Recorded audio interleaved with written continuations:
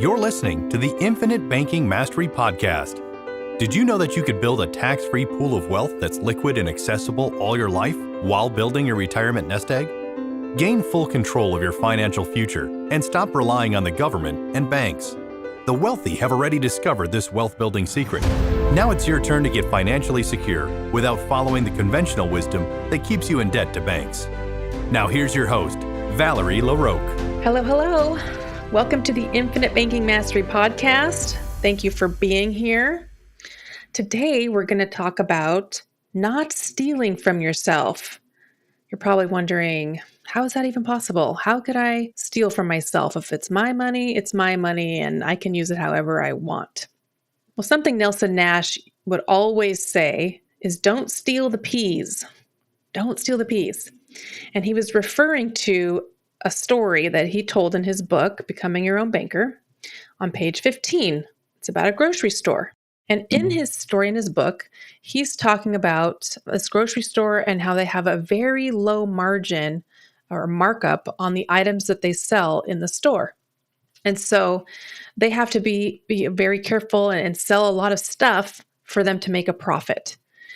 And so they would say, if you had a grocery store and you were buying groceries or your spouse was buying groceries, you would want to make sure that your spouse went through the front door, that they paid for the groceries, that they don't steal their own merchandise instead of going out the back door and not paying because why should I have to? It's my own grocery store. I shouldn't have to pay for it. But then what ends up happening is employees see this over and over. They start to see that your family never pays for groceries and they're always going out the back door.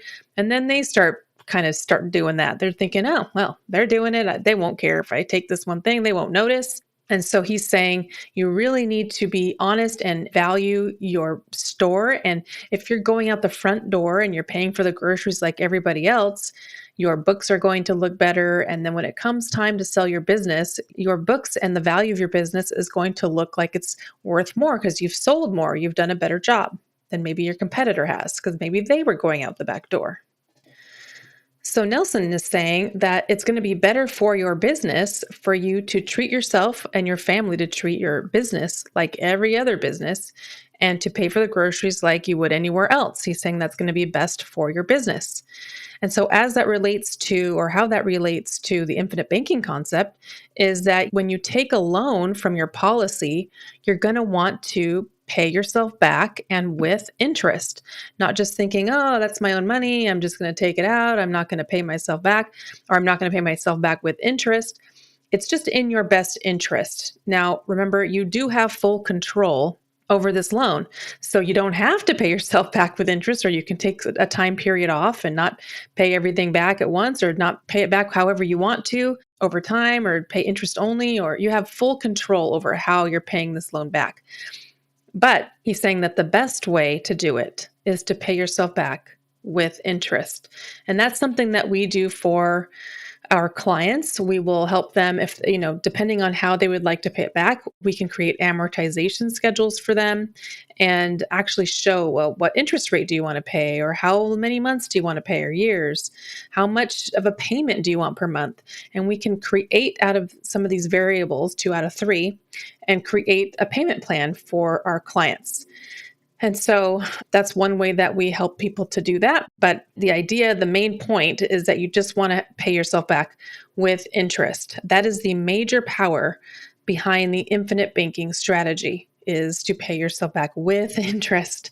Because if you're just borrowing money out and paying it back and just back and forth, your policy is still going to grow. It's still going to be awesome. You're still going to be able to have the cash value growing even while you're taking loans and paying things off, or doing something with that money, investing in real estate or investing in something else that you're passionate about. Your account value will continue to grow, and so it will still do its thing. It's just that your banking system as a whole will do better if you're paying yourself back with interest. And the question is, why wouldn't you want to? Why is it that we have such a hard time valuing our own money or putting a price to it? Because we are more than willing or more than happy to take a loan out and pay someone else interest, pay another bank interest, or have a credit card balance and be paying sometimes really nightmarish interest like 15% or 19% or 29.99%. For some reason, we're willing to do that when we have those things, those credit cards or those loans out there, but we don't want to pay ourselves with interest. But when you do so, you're going to end up with more because that excess interest is only coming back to you. So maybe it's kind of like tricking your mind to pay yourself more money back, but in those little payments that you're making every single month, before you know it, you have more money. And so it's going to be better for you. In fact, most of our clients are saving or paying themselves back at an interest rate of anywhere from 8, 10, or even 12% interest. They're selecting this interest rate on purpose and then creating a payment plan around it so that in the long run, they end up with more money. They end up with more overall cash in their banking system to do more things with. They're able to recycle that money faster and then put it out to work again somewhere else in another investment or something else that they want to do with those funds. So if you want your policy to be in your banking system to be as successful as possible, then you need to treat your account like you would any other loan. Create an interest rate for yourself greater than the amount that the insurance company is charging you, because remember that the insurance company is charging interest, and the interest that you're paying, at least that they're charging, there's a certain rate, is going back to the company. There's a portion of interest that's going back to the company because the company has to earn interest. Whether you're using it or you're not using it, they have to put the money to work and earn interest on it so that they can afford to pay their death claims, pay their employees, and live up to the promises that they have within your policy. And also, when the company is profitable because of the way that they're earning money, that money comes back to you, or those gains, they come back to you in the form of a dividend. And so you want your company to be profitable. You want to receive that dividend because that helps to build your banking policy faster and really get it to snowball and get bigger. So it's dividends that come in there. They come in and they pile on, and then those dividends that you received also start to earn guaranteed interest. And so it really becomes a large snowball faster throughout your life. So you want your insurance company to be profitable so that you can receive your dividends as well. So you're either borrowing the money or they're doing something else with it, but they do need to earn a certain percentage to meet all of their death claims and all the things that they're responsible for. So sometimes people get confused. They think, oh, that's my money, I'm paying myself the interest. Well, in a way, yes, but the interest rate, that there is an interest rate being charged, and it's going to the insurance company because they need that money to run the business. So you have first rights to the money in your account. If you have a policy and you have a cash value in there, you have the first right to access that for whatever your needs are.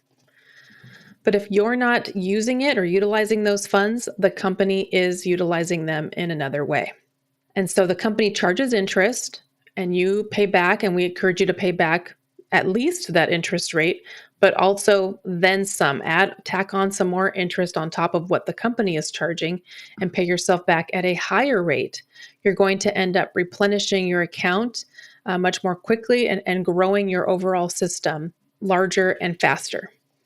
Sometimes I hear from clients, well, how can I make money if I'm paying the company interest? And how am I able to earn when I'm having to pay out interest to the company? Remember that when you borrow against your funds, when you're taking a loan from the company, they are looking at your account value and saying, oh, okay, you have collateral with us. So we know you have money with us, so that if for some reason you can't pay back your loan, we will be able to take those funds from your account.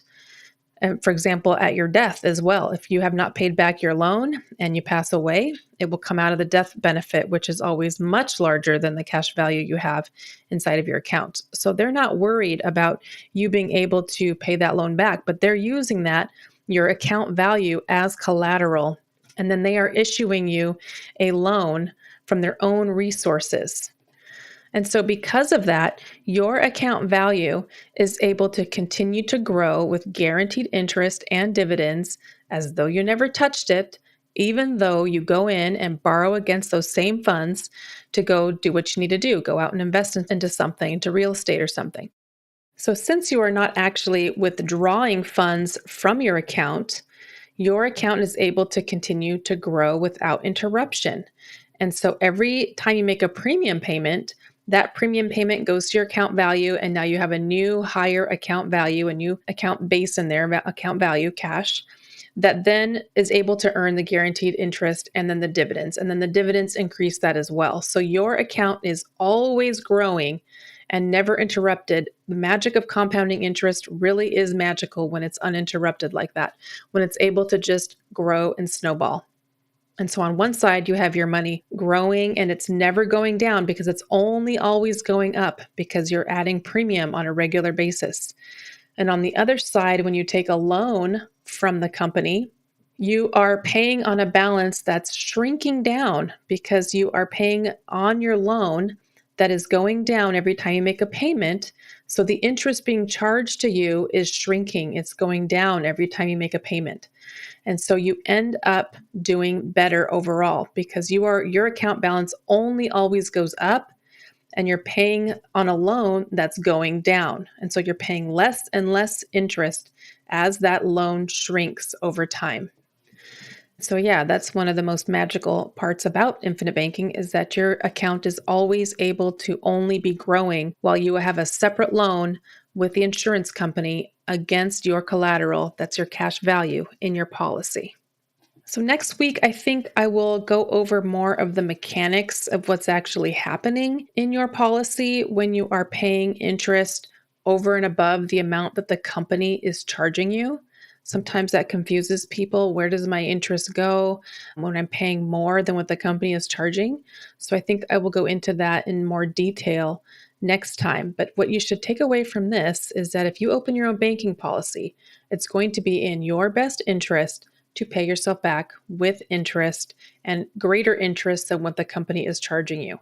It's going to be in your best interest. It's not required, and you have full control of your loan. You can do pretty much anything you want. You can do anything you want with regards to paying it back, or how long it's going to take you to pay it back, how many months you want to pay it back, or if you need to take 5 years off because something's happening. It's really under your control. I'm just letting you know what will be in your best interest with your policy, what will be best for you. And also, whatever you do, you want to value your own money in the same way that you value a loan or money from any other company. You're willing to pay interest to another company, so you should be willing to pay interest for your own account, and that's going to launch you further ahead. So you just want to make sure that you are treating your own money with the same value, that you value your own money in the same way. You don't want to be what Nelson would say is stealing from yourself by not paying anything to yourself with regards to interest and then taking away from your future growth on your policy. So that's all I have for you today. I look forward to next time. If you would like to learn more about how a policy structured to fit your needs could work for you, please reach out to me at Valerie@alphaomegawealth.com. Have a great week.